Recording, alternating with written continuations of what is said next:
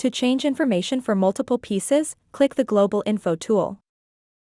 Change the style name, which will be the first line of annotation on all pieces.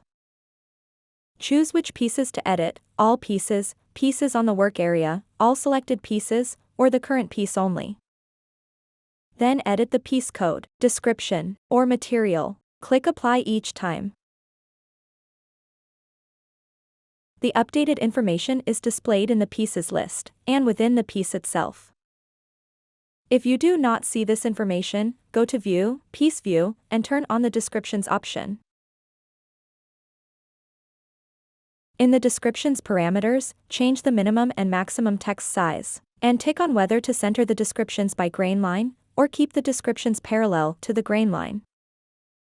Other options include making this file read-only, disable auto-reseam, disable auto-update notches, or lock seam grading.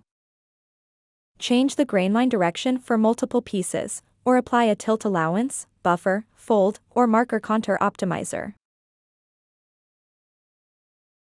To copy information from one piece and apply it to the other pieces, click the Set Parameters by Current Piece button, then click Apply.